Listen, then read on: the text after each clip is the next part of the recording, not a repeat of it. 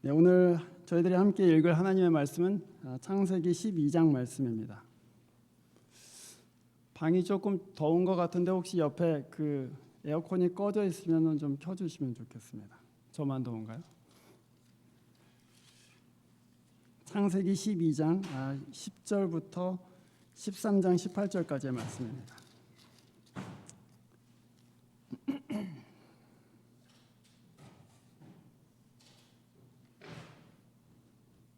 네, 제가 더우면 나중에 자켓 벗고 네, 벗고 해야 될 것 같아요.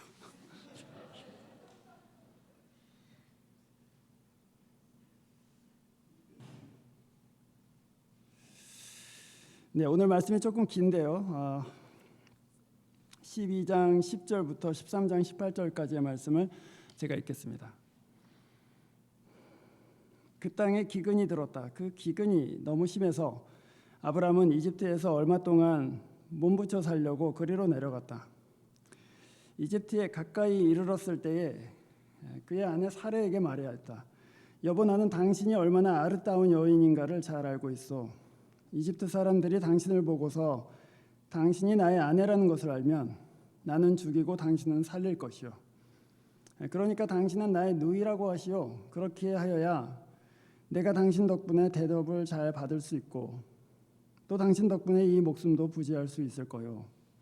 아브라함이 이집트로 이르렀을 때에 이집트 사람들은 아브라함의 아내를 보고 매우 아리따운 여인임을 알았다. 바로의 대신들이 그 여인을 보고 나서 바로 앞에서 그 여인을 칭찬하였다. 드디어 그 여인은 바로의 궁전으로 불려 들어갔다. 바로가 그 여인을 보고서 아브라함을 잘 대접하여 주었다. 아브라함은 양떼와 소떼와 암나귀 떼와 순나귀와 남녀 종과 낙타까지 얻었다. 그러나 주님께서 아브라함의 아내 사레의 일로 바로와 그 집안에 무서운 재앙을 내리셨으므로 바로가 아브라함을 불러서 꾸짖었다. 어찌하여 너는 나를 이렇게 대하느냐? 저 여인이 너의 아내라고 왜 일찍 말하지 않았느냐? 어찌하여 너는 저 여인이 네 누이라고 해서 나를 속이고 내가 저 여인을 아내로 데려오게 하였느냐? 자, 네 아내가 여기 있다. 데리고 나가거라. 그런 다음에 바로는 그의 신하들에게 명령하여 아브라함이 모든 재산을 거두어서 그 아내와 함께 나라 밖으로 나가게 하였다. 아브라함은 이집트를 떠나서 네겝으로 올라갔다. 그는 아내를 데리고서 모든 소유를 가지고 이집트를 떠났다. 조카 롯도 그들과 함께 갔다. 아브라함은 집짐승과 은과 금이 많은 큰 부자가 되었다. 그는 네겝에서 얼마 살지 않고 그곳을 떠나 이곳저곳으로 또 돌아다니다가 베델 부근에 이르렀다. 그곳은 베델과 아이 사이에 있는 예전에 장막을 치고 살던 곳이다. 그곳은 그가 처음으로 제단을 쌓은 곳이다. 거기에서 아브라함은 주님의 이름을 부르며 예배를 드렸다. 아브라함과 함께 다니는 롯에게도 양떼와 소떼가 많이 장막이 따로 있었다. 그러나 그 땅은 그들이 함께 머물기에는 좁았고 그들은 재산이 너무 많아서 그 땅에서 함께 머물 수가 없었다. 아브라함의 집 짐승을 치는 목자들과 롯의 집 짐승을 치는 목자들 사이에 다툼이 일어나곤 하였다. 그때 그 땅에는 가나안 사람들과 브리스 사람들도 살고 있었다. 아브라함이 롯에게 말하였다.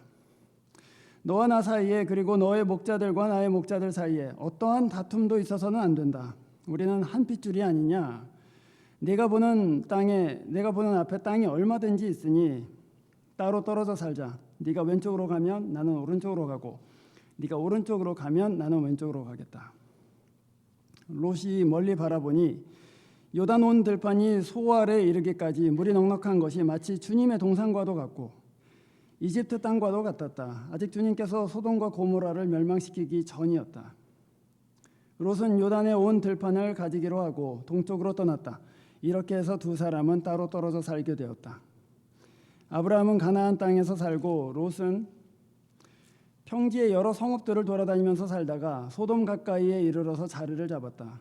소돔 사람들은 악하였으며 주님을 거슬러서 온갖 죄를 짓고 있었다. 롯이 아브라함을 떠난 뒤에 주님께서 아브라함에게 말씀하셨다. 너 있는 곳에서 눈을 크게 뜨고 북쪽과 남쪽, 동쪽과 서쪽을 보아라. 네 눈에 보이는 이 모든 땅을 내가 너와 너 자손에게 주겠다. 내가 너의 자손을 땅의 먼지처럼 셀 수 없이 많아지게 하겠다. 누구든지 땅의 먼지를 셀 수 있는 사람이 있다면 너의 자손을 셀 수 있을 것이다. 내가 이 땅을 너에게 주니 너는 가서 길이로도 걸어보고 너비로도 걸어보아라. 아브라함은 장막을 거두어서 헤브론 마므레 곧 상수리 나무들이 있는 곳으로 가서 거기에서 살았다. 거기에서 그는 주님께 제단을 쌓아서 바쳤다. 아멘. 기도하겠습니다. 복의 근원 되신 하나님 아버지께 감사와 영광을 올려드립니다.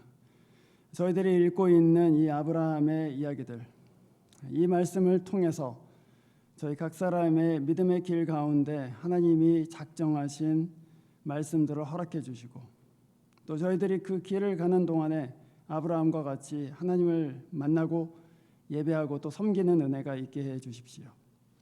저희들 이 말씀을 알아듣기에는 귀가 어둡고 또 마음이 어두우니 주님께서는 종들의 마음을 열어주셔서 하나님의 복음의 말씀을 온전히 듣고 또한 이해할 수 있도록 인도해 주십시오. 그 말씀이 저희 삶 가운데 귀한 열매를 맺을 줄로 믿습니다. 주 예수 그리스도 이름으로 기도합니다. 아멘. 여러분, 지난주부터 저희들이 창세기 12장에 나오는 아브라함 그 믿음의 길에 대해서 살펴보기 시작했습니다. 그 말씀을 좇아서 아브라함이 이제 갈대아 우르, 사실은 하란이죠. 하란 땅을 떠나서 가나안으로 오게 되었다 하는 것까지 저희들이 보았는데요.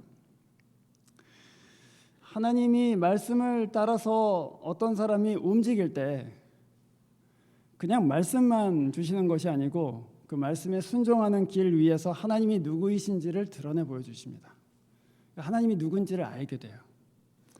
그리고 그 아는 하나님을 아는 지식이 우리를 사실은 바꿉니다. 하나님이 나를 보호하신다면 내 길이 달라지고 하나님이 거룩하신 분이라면 내 삶이 달라지는 것이죠.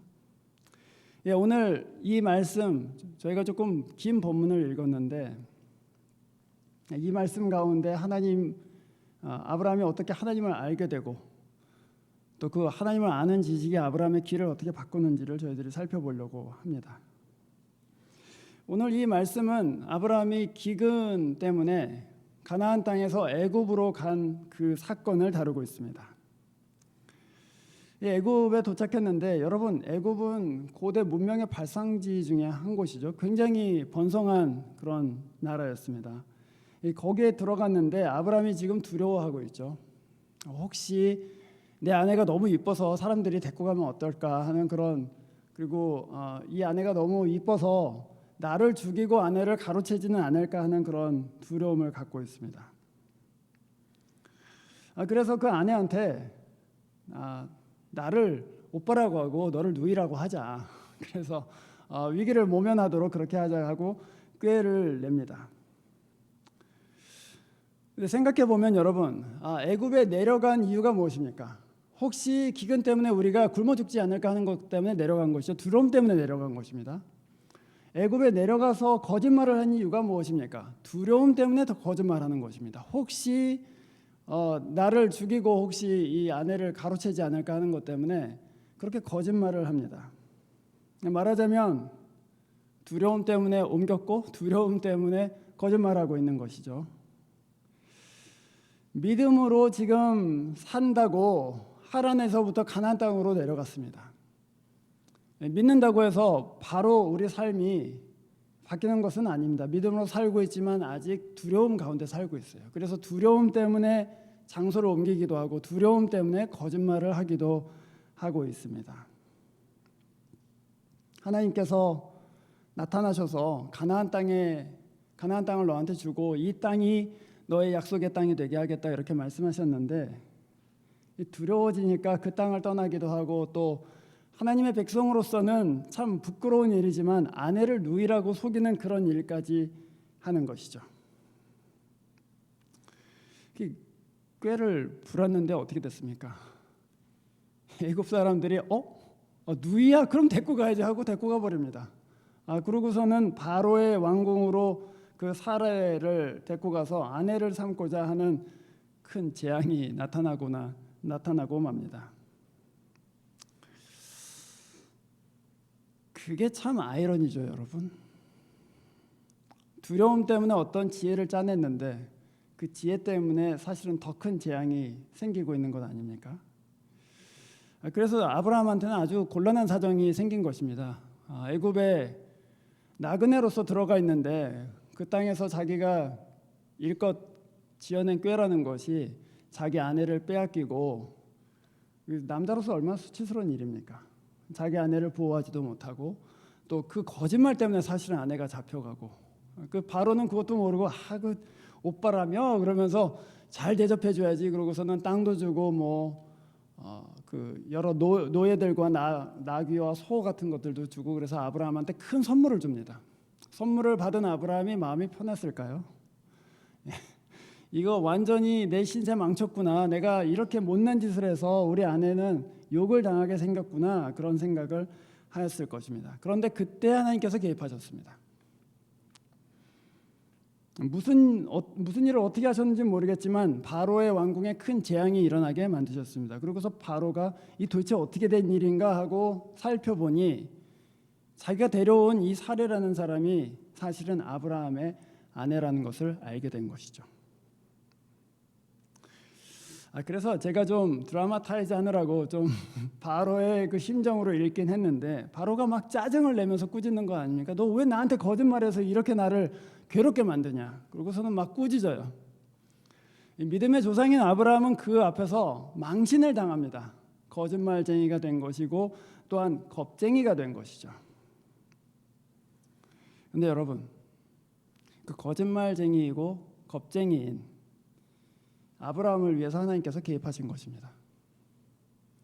거짓말쟁이인데 그 간이 작아서 아내를 누이라고 속이고 또 두려움 때문에 이리저리 도망다니는 사람인데, 하나님께서 그 아브라함을 통해서 바로의 집에 재앙을 내리시는 거죠. 바로하고 아브라함을 비교해 보자면 바로는 일국의 왕이고 아브라함은 그냥 돌아다니는 장돌뱅이 같은 사람이죠. 나그네에 불과합니다. 그런데 이 아브라함은 바로가 지금 함부로 할 수 없는 사람인 거예요. 거짓말쟁이이고 겁쟁이지만 애굽의 왕이 함부로 할 수 없는 사람이 됩니다. 왜냐하면 하나님께서 아브라함을 택하셨기 때문입니다. 하나님이 우리를 택하신다 할 때, 우리를 자녀로 택하시고 우리를 백성으로 택하신다고 할 때, 그것은 하나님께서 우리의 어떤 좋은 점을 보고 요즘 쓸만한 놈이니까 내가 백성으로 택하겠다, 이런 것이 아닙니다. 하나님은 우리의 깨어진 것을 다 알고 계십니다. 하나님은 우리가 두려움 때문에 그 현명치 못한 선택을 한다는 것을 다 알고 계시고, 하나님은 우리가 궁지에 몰리면 거짓말을 할 정도로 마음이 약하다는 것도 알고 계십니다. 그럼에도 불구하고 하나님이 우리를 택하셨기 때문에 너는 내 것이다 이렇게 작정하셨기 때문에 하나님은 우리를 보호하십니다. 하나님은 우리를 위하여 개입하십니다. 그것이 오늘 이 말씀이 우리에게 증거하는 하나님의 은혜이죠. 나에게는 하나님의 개입하심을 받을 만큼 큰 무슨 대단한 자질이 있는 것이 아닌데 하나님은 나를 사랑하셔서 내 삶에 개입하신다, 그것입니다. 여러분 가운데 아마 믿음의 초기에 여러 가지 하나님의 역사를 경험하신 분들이 있을 것입니다. 믿은 지 오래되니까 기도해도 하나님께서 잘 이루어주시지 않는데, 옛날에 처음 믿을 때는 하나님 저 자전거가 필요해요 그러는데 자전거가 턱하니 생겨요. 하나님 저 대학 등록금이 모자란데 막 기도했는데 등록금이 턱 생겨요. 물론 안 그런 분도 계십니다. 네, 뭐 그런 분들 상처받으실 필요는 없는데, 제가 지금까지 살면서 제 경험뿐만이 아니고 다른 사람들의 경험도 쭉 보면서 하나님이 특별히 처음 믿는 단계에 기도의 응답도 많이 해주시고 또 하나님이 신기한 하나님의 개입하심을 보여주시는 경우를 저는 많이 봤습니다. 말하자면 하나님이 내가 이게 하나님이다 하는 것을 처음에 막 보여주시는 거예요.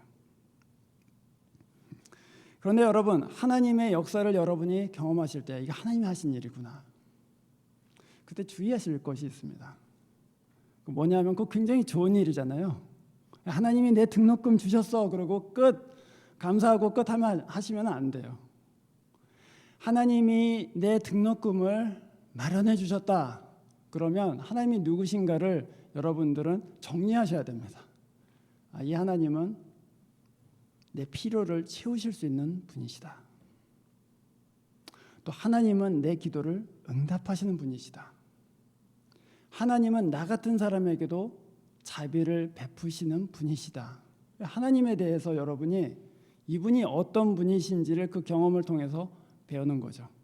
그리고 다음에 여러분이 어떤 상황 가운데 있을 때 그 경험을 의지하는 것이 아니고 여러분이 알게 된 그 하나님을 의지하는 것입니다. 주님은 충분히 내 등록금을 주실 수 있는 분이시지만 안 주신다면, 그렇다면 거기에는 하나님의 뜻이 있다. 주님은 충분히 내 병을 고쳐주실 수 있는 분이시지만 지금 안 고쳐주시면 거기에는 뜻이 있다. 하나님 충분히 하실 수 있지만 그렇게 하시지 않는다면 하나님은 부정하는 것이 아니고 하나님은 충분히 하실 수 있지만 내 유익을 위해서 지금 안 주신다. 이렇게 생각하는 거예요. 그러면서 우리의 믿음이 자라게 되는 것이죠. 아브라함은 이 일을 통해서 뭐야 이거? 바로의 왕궁에 하나님께서 재앙을 내리셔서 내 아내를 구해주셨단 말이야? 그래서 하나님이 택하신 자를 보호하시는구나 하는 정확한 하나님에 대한 지식을 갖게 됩니다. 그리고 그 지식 때문에 내가 이제는 두려움으로 살 것이 아니고 믿음으로 살아야 되겠다 하는 마음을 갖게 되는 것이죠. 그래서 이 얘기는 그렇게 끝나요. 하나님께서 아브라함이 꾀를 썩었고 뭐 겁쟁이 짓하고 거짓말쟁이 짓 했는데도 불구하고 역설적이게도 바로가 준 선물로 인해서 부자가 돼서 돌아옵니다. 그냥 와도 되는데 하나님께서 선물까지 주셔서 가나안 땅으로 다시 돌아오는 것이죠. 근데 이제 오늘의 진짜 얘기는 여기입니다. 가나안에 돌아왔어요. 가나안에 돌아오는데 오늘 본문의 13장의 6절과 7절을 보시면 롯이 가진 재산과 아브라함이 가진 재산이 너무 많아서 서로 같은 땅에 거할 수가 없을 만큼 그렇게 됐다. 그렇게 되어 있습니다. 이 어떻게 하다 부자가 됐느냐? 앞에서 애굽에서 당한 그 수치 때문에 부자가 된 것입니다. 사실은. 그래서 왔는데 두 목자들이 싸웠다 이렇게 되어 있습니다. 목자가 싸웠다는 것은 다름 아닌 물을 두고 싸운 것입니다. 물과 초지를 두고 싸운 것이죠. 너무 많아서 물을 이 큰 양떼를 다 마시기에도 부족하고 목초지도 마찬가지다. 그래서 싸우게 되는 것이죠. 고대 사회입니다, 여러분. 가부장적인 그런 사회이죠. 이 위아래가 분명하게 구별되어 있는 사회입니다. 롯은 아브라함의 조카입니다. 아브라함이 훨씬 더 나이도 많고 그다음에 사회적인 지위도 아브라함이 훨씬 높습니다. 그러니까 목자들이 싸운다면 아브라함이 그냥 명령할 수도 있는 것이죠. 야, 롯, 너 지금 너무한다. 너 지금 이렇게 싸우면 되겠냐? 버릇없이. 그래서 네가 떠나면 되는 거야. 그러고서는 어느 방향으로든지 가라고 할 수 있습니다. 근데 이상하게도 아브라함은 그 길을 택하지 않고 네가 오른쪽으로 가면 나는 왼쪽으로 가고 네가 왼쪽으로 가면 나는 오른쪽으로 가겠다 하고 롯한테 기회를 줍니다. 싸움이 일어나는 이유는 더 가지고자 하는 마음 때문이죠. 여러분 이 세상 살면서 잘 아시겠지만 다른 거 다 괜찮은데 돈 문제 때문에 틀어지는 거잖아요. 경제적인 문제가 상당히 민감하지 않습니까? 그래서 이 물이 사실은 경제적인 부의 근원이 되는 것인데 이 물을 확보하는 것이 굉장히 중요한데 아브라함이 놀랍게도 양보합니다. 네가 어디로든지 가려면 가라. 그래서 네가 물을 선택하면 나는 물이 아닌 곳을 선택하고 네가 목초지를 선택하면 나는 덜 좋은 목초지로 가겠다 하는 것입니다. 어떻게 이런 일을 할 수 있었는가? 그거를 생각해 보는 것이죠. 아브라함이 원래 대인이라서 그런가? 앞에서 나온 애굽의 얘기를 보니까 대인 같지는 않아요. 용기가 있는 것도 아니고 또 자기가 불리하면은 아이덴티티를 속여서까지 자기를 목숨을 부지하려고 하는 사람이거든요.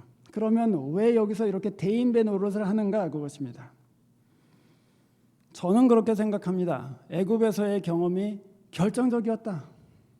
그때 하나님이 내 삶을 인도하고 계시다는 분명한 경험을 하게 된 것이죠. 믿음으로 갔어요. 말씀에 응답하여서 믿음으로 가나안 땅으로 내려갔습니다. 그런데 거기서 하나님을 경험하게 되는 것이죠. 우리도 마찬가지입니다. 우리가 말씀을 읽고 하나님의 뜻에 순종하여서 이런저런 일을 하잖아요. 그런데 그런 순종의 뒤에 하나님께서 자기 자신이 누구신지를 드러내시는 그런 경험들이 우리 삶에 나타납니다. 그럼 그때 아까 말씀드린 대로 하나님이 누구신지를 그 경험을 통해서 배우는 것이죠. 하나님이 나를 복되게 하신다. 오늘 말씀의 제목, 하나님이 내 부요하십니다. 나는 애굽에 가는 것이 부요함인 줄 알고 또는 물을 선택하는 것이 부요함인 줄 알았는데 하나님이 내 부요하십니다. 그래서 아브라함이 알게 됩니다. 하나님의 약속을 믿었고 하나님이 자기를 지키시는 것을 경험합니다. 세상의 자원을 가지는 것이 복이 아니라 하나님과 함께 있다는 것이 복이다 하는 것을 알게 됩니다. 우리도 마찬가지입니다, 여러분. 우리가 그리스도가 내 부요하심이다 라고 생각하고 믿는다면 내가 돈이 없어도 괜찮고 내가 땅이 없어도 괜찮고 내가 무슨 소셜 커넥션이 없어도 괜찮다. 그리스도가 내 부요하십니다. 그걸 믿으면 그 사람한테는 이 세상에 대한 욕망이 줄어들어요. 돈, 그거 좀 없어도 된다 이렇게 생각하게 됩니다. 진급 이번에 안 해도 괜찮다. 또 건강, 그렇게 건강하지 않아도 괜찮다. 하나님이 내 부요하심이면 괜찮다. 우리 세상에 대한 욕심이 사실은 줄어들죠. 그래서 싸우지 않는 거예요. 싸우지 않습니다. 아브라함이 그거 알았기 때문에 자기 조카하고 싸우지 않아요. 우리가 한 핏줄인데 싸우면 되겠냐? 네가 먼저 택해라. 나는 다른 방향으로 갈게. 그래서 평화하게 되는 거죠. 그것이 우리 12장에서 지난 주일에 봤던 아브라함이 이 세상에 복이 되는 길 아니겠습니까? 거기서 싸웠다면 이 버릇없는 놈 보게 그러면서 조카와 삼촌이 거기서 막 핏대를 올리고 싸웠다면 그거 어떻게 됐을지 알지 못하는 노릇이죠. 그러나 아브라함은 하나님이 내 복이시다. 그러니까 나는 어디 가든지 하나님이 나와 같이 계시면 나는 괜찮다. 네가 택해라. 그래서 평화를 이루게 됩니다. 사랑하는 성도 여러분, 신자가 세상의 것을 가지고 너무 욕심을 부리기 시작하면 우리는 결코 세상의 복이 될 수가 없습니다. 그런데 우리 마음이요, 그 세상의 것만 좋아하게 되면, 하나님이 아니라 그 세상의 것만 좋아하게 되면 평화할 수 없습니다. 누군가를 밟고 올라서야 되고 누군가의 것을 가져와야 되고 하기 때문에 우리가 복으로 살 수 있는 길이 있지 않습니다. 그래서 우리 마음 가운데 하나님이 내 복이시다라는 것을 믿었고 또한 그것을 경험으로 알고 있다면 그는 세상의 복이 될 수가 있어요. 이 세상에 대해서 그거 안 가져도 괜찮다. 그거 내가 조금 덜 가져도 괜찮다. 그래서 싸우지 않고 양보할 수도 있는 것이죠. 하나님이 여러분의 복이심을 믿으십니까, 여러분? 여러분 믿으십니까? 네. 그 여러분 너무 쑥스러워서 저 목사님한테 내가 너무 크게 아멘하면은 목사님이 나를 너무 믿음이 좋은 사람인 줄 알면 어떻게 그러실 수도 있어요. 그래서 제가 눈 감고 다시 말씀드릴게요. 여러분 하나님이 여러분의 부요하심이심을 믿으십니까? 맞아요. 하나님이 부요하심이십니다. 그가 여러분을 복되게 하십니다.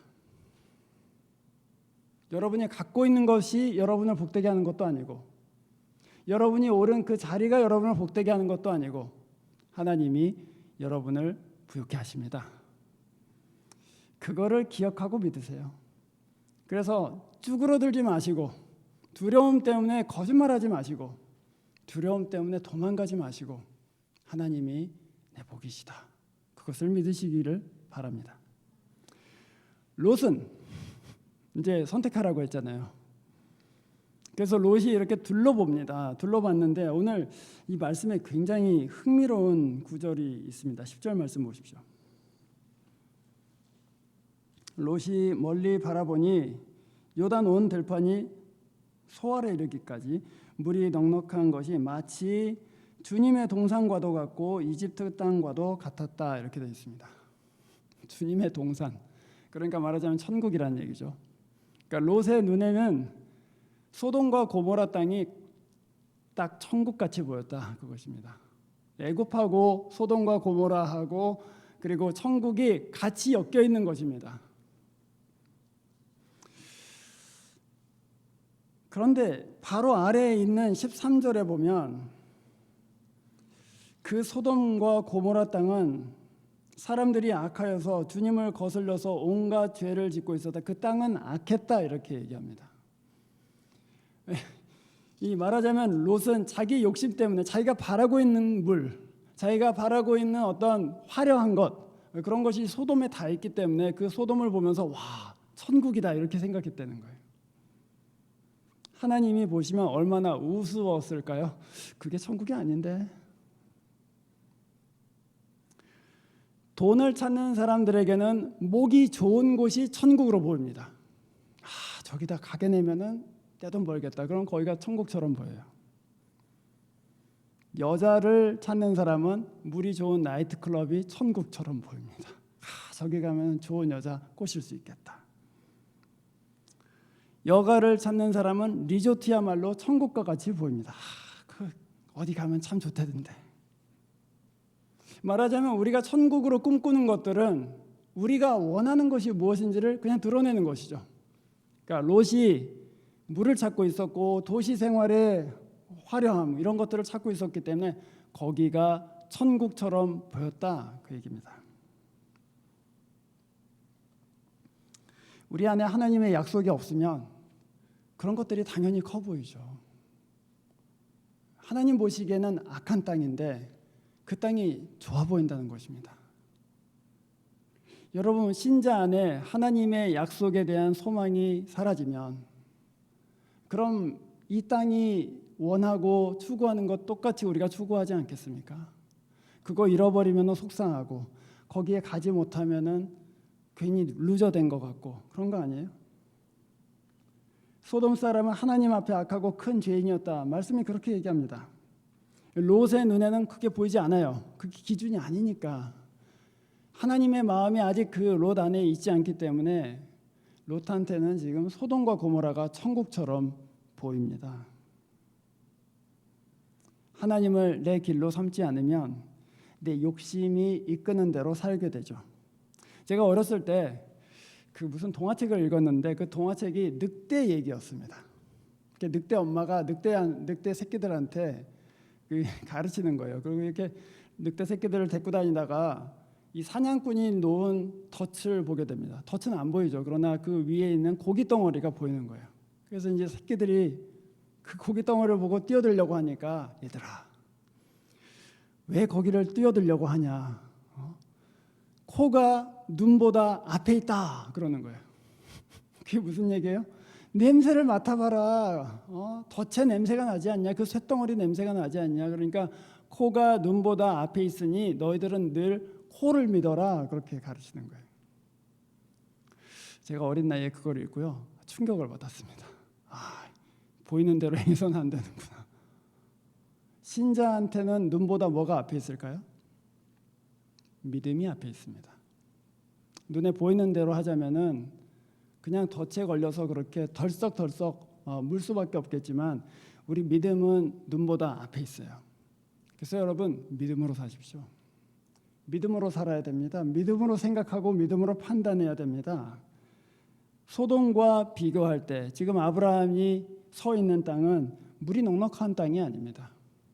소돔과 비교할 때는 지금 아브라함이 서 있는 곳은 화려하지도 않습니다. 소돔은 도시요, 아브라함이 서 있는 곳은 그냥 시시한 시골에 불과하죠.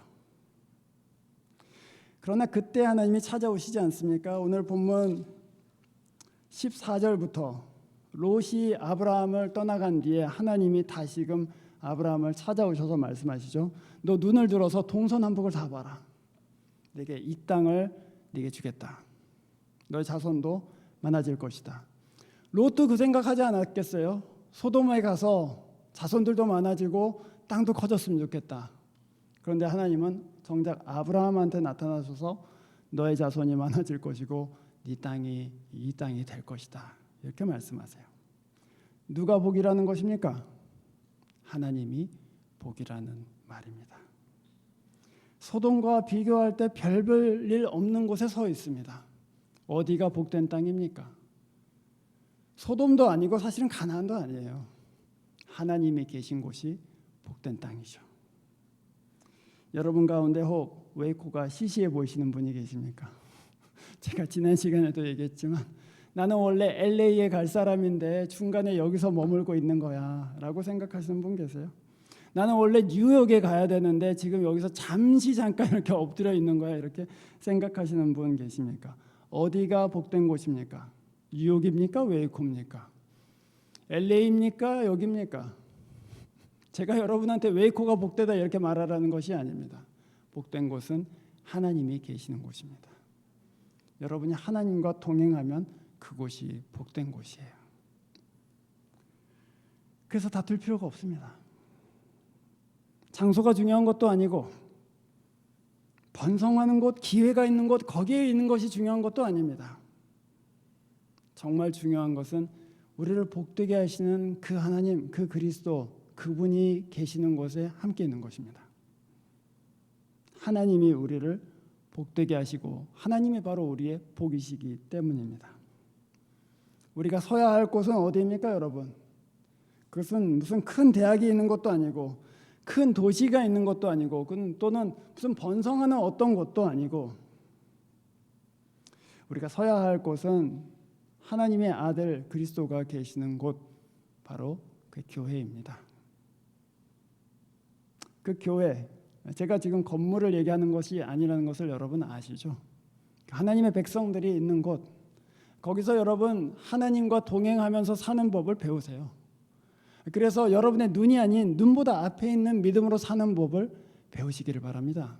그러면 여러분이 어디로 가건 무엇을 행하건 하나님은 여러분과 함께 계십니다. 그리고 그곳은 복된 곳이 될 것입니다. 우리는 지난 시간에 하나님께서 아브라함한테 너는 복이 될 것이다 이렇게 말씀하시는 것을 들었죠.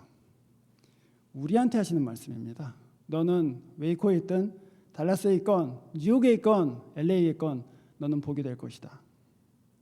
어떨 때? 하나님을 내 복으로 인정할 때, 그때 우리는 복이 될 것입니다. 기도하겠습니다.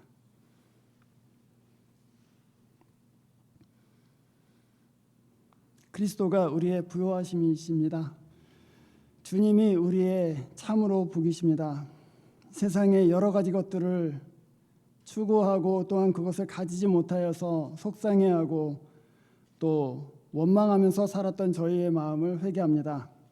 하나님이 복이심을 다시금 깨닫게 해주셔서 감사드립니다. 믿음으로 살게 해주시고 보는 것으로 살지 않게 하여 주시옵소서. 그래서 이 세상에 평화를 일구는 사람, 하나님의 넉넉하신 복을 믿고 담대하고 떳떳하고 또 당당하게 사는 주의 백성 되게 인도하여 주시옵소서. 주 예수 그리스도의 이름으로 기도합니다. 아멘. 기도하겠습니다. 하나님 아버지께서 여러분 발걸음을 인도해 주시기를 축원합니다. 주 예수 그리스도께서 여러분의 부요함 되시기를 축원합니다. 또한 성령께서 여러분 믿음으로 살도록 힘 주시기를 축원합니다. 아멘.